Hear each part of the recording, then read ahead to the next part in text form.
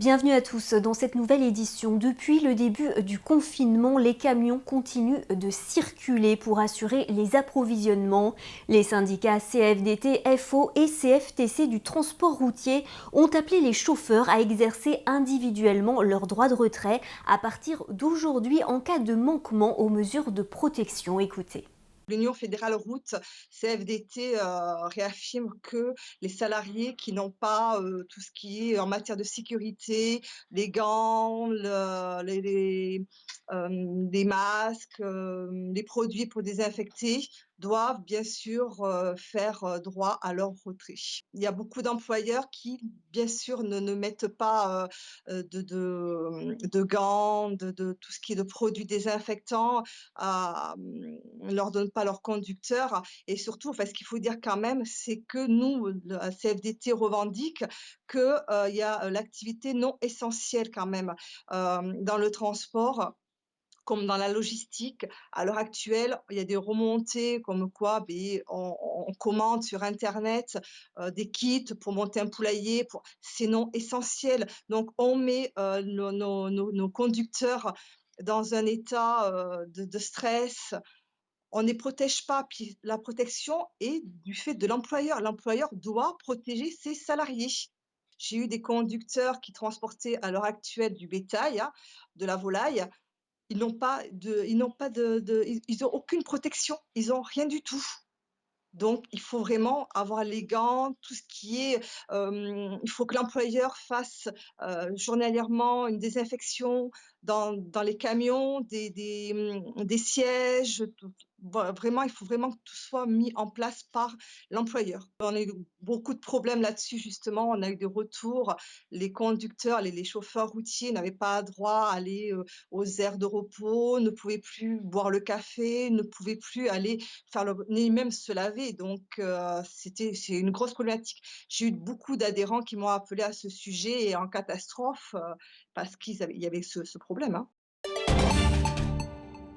163 nouveaux cas confirmés de Covid-19 ont été recensés sur la journée du 28 mars, ce qui porte désormais le nombre total de cas à 1520 dans la région depuis le début de l'épidémie. Je vous rappelle que ces chiffres ne comprennent pas toutes les personnes non testées Covid-19 identifiées par la médecine de ville.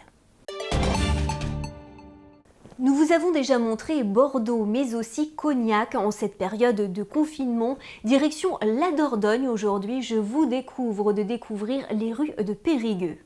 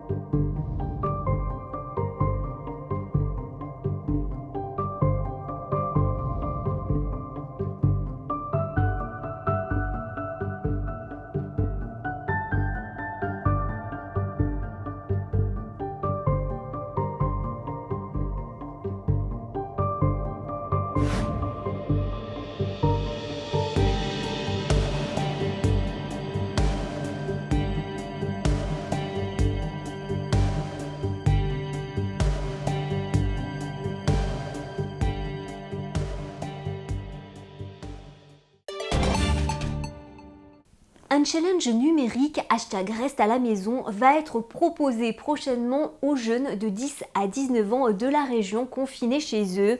Nous aurons l'occasion de parler de ce challenge ce soir avec l'un des représentants de la start-up Maracuja. Elle a collaboré sur ce challenge avec le CROSS et l'UNSS. Météo France avait annoncé pour ce début de semaine une baisse des températures mais aussi de la neige. Et bien vous le voyez ce matin, quelques flocons sont tombés dans la région et notamment sur le bassin d'Arcachon par exemple à Andernos-les-Bains. Mais le soleil devrait faire son retour dès le milieu de cette semaine. Et avant de se quitter, je vous rappelle l'adresse mail que TV7 met à votre disposition. Si vous avez la moindre question, n'hésitez pas à nous la poser. Nous ferons appel à des experts pour vous répondre. C'est la fin de cette édition. On se retrouve très vite pour un nouveau point sur l'actualité en Nouvelle-Aquitaine.